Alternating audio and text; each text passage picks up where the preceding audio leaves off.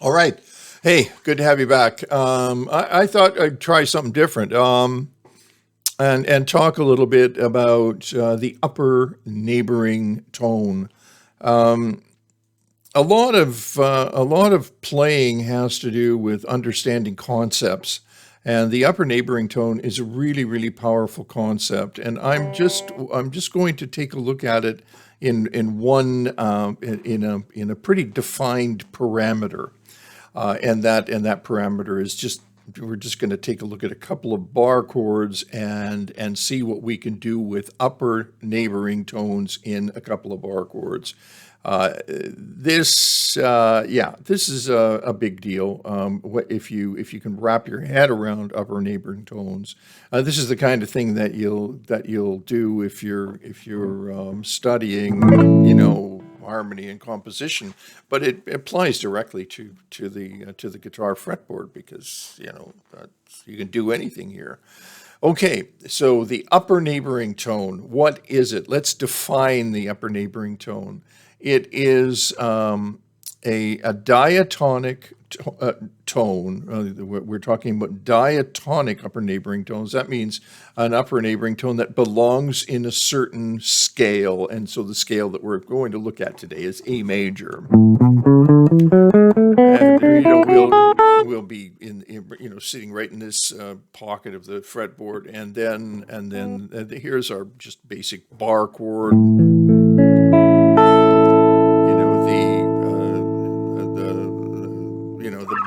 The barred E shape, right? And underneath that, I see the scale of A major. Okay, good. So the chord tones of this bar chord, if I break them down, they are right. That's just breaking them down into single notes. Sort of like an arpeggio, but not quite, because I'm not, playing all the notes of the. I'm just playing the shape of the chord, right?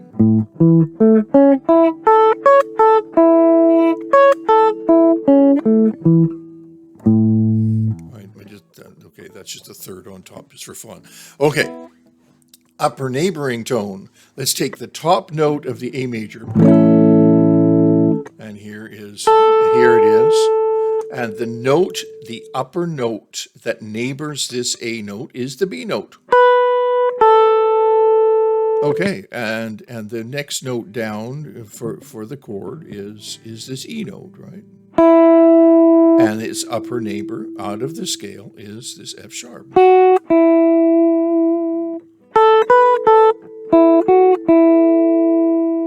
Okay. And what an upper neighbor wants to do is it doesn't want to be independent. It wants to fall back down to its strong note, right? So the A is obviously strong and the ninth is weak. And it wants to fall back down, and the next one just a semitone away, because remember we're playing right, and then the next one, again the same note as we had up here, except I'm down an octave, and then the fifth, and then the root again, right? Root. Okay, good. So the upper neighboring tone wants to fall. So if let's say I'm playing just an A chord like this, vamping. What can I do with an upper neighbor? Let's say if I want to embellish that somehow. If I do just with one note, and let's say I just move.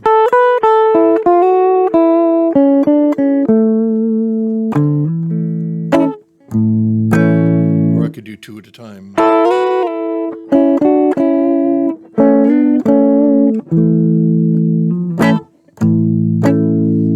Right? Or I could do a double stop with the upper neighbor on top.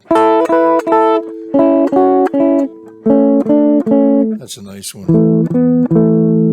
Right, double stop with the upper neighbor on top.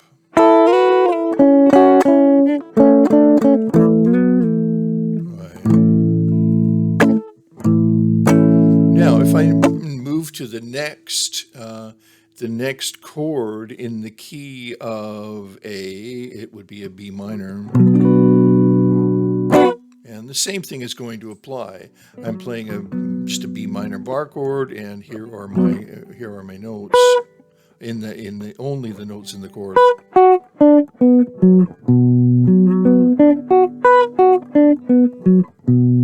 Right, and underneath I see my scale of A major. Right, makes sense. There's my scale template from which I draw the upper neighbors, right? So here my upper neighbors are going to be in B minor.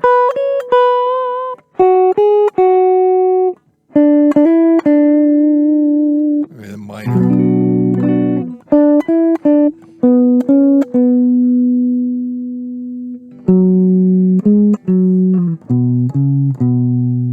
Okay, now let's take a look at the next chord in the key. So we're in the key of A. And to move to the next chord in the key is B minor. And the B minor, the notes in the B minor are... Those are just the notes of the chord. All right, now if we take notes from the template of the scale, right, which we did with the first one, the scale here, the form is going to be different. The notes are going to be identical.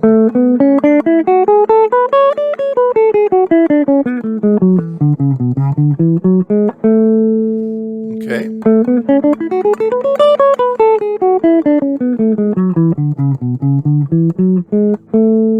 Same scale. Okay, and here's the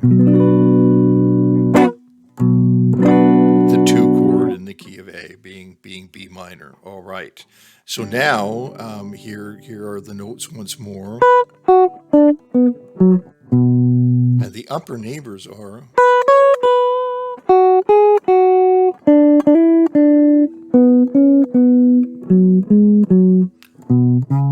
They all happen to be a whole tone.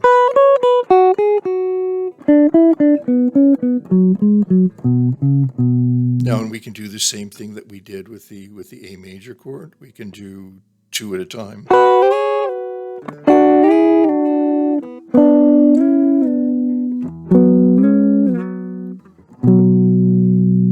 Okay, or we can do 1 at a time, a double stop with 1 at a time.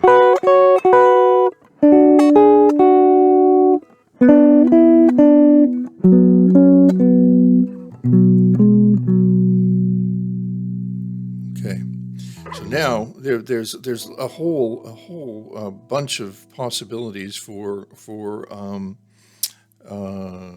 embellishment.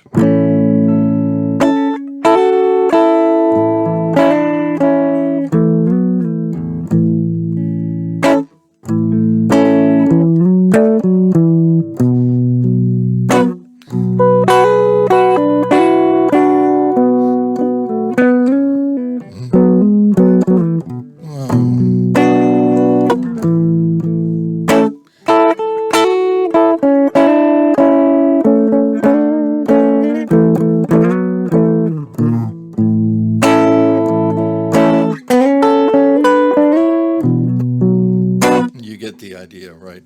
Man, okay, I don't play in this style anymore. I used to like a lot. Like I won't tell you how long ago, but it's a great style. It's sort of like a soul rhythm style, right? But that's not to say that that upper neighboring tones are just for this style of playing, because they are definitely not. And remember that you can take the same idea and apply it to any chord. Let's say we take a D major chord. Let's a simple open chord like this. The upper neighbor here happens to be the fourth, right? And then we have the upper neighbor of the ninth.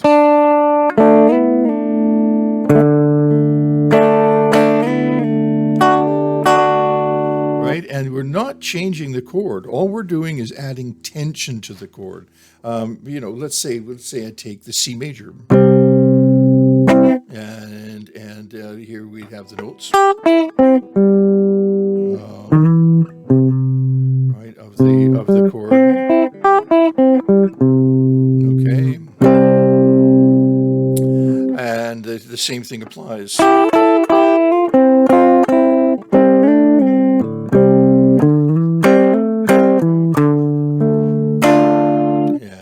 And the same thing would apply for the D minor chord, right? So underneath the D minor, you would want to put the scale that we're in, which in this case is C. D minor is the 2 chord, and so the template for all of my upper neighboring tones are going to come out of that same.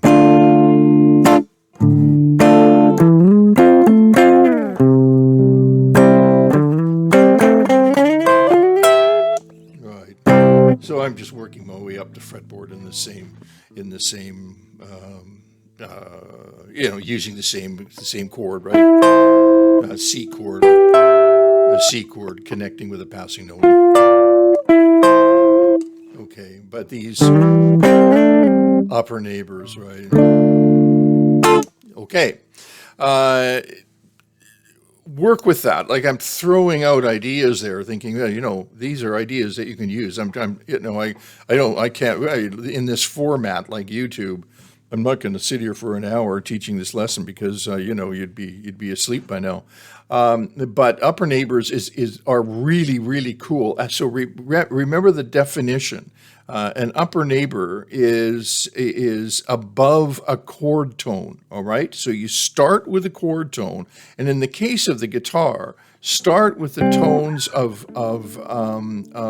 chords that you're familiar with, and look for those upper neighbors. Try not to play the wrong upper neighbors. So make sure that you've got the right scale template underneath the chord that you're playing. There will be technical challenges, as you could tell by me. I have to sort of, these are not licks for me. I'm not really playing licks. I'm sort of thinking my way through this thing, right?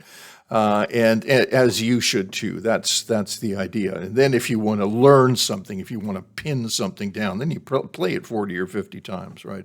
But upper neighboring tones is the important part of this lesson. They're a very, very powerful concept and a very, very powerful tool.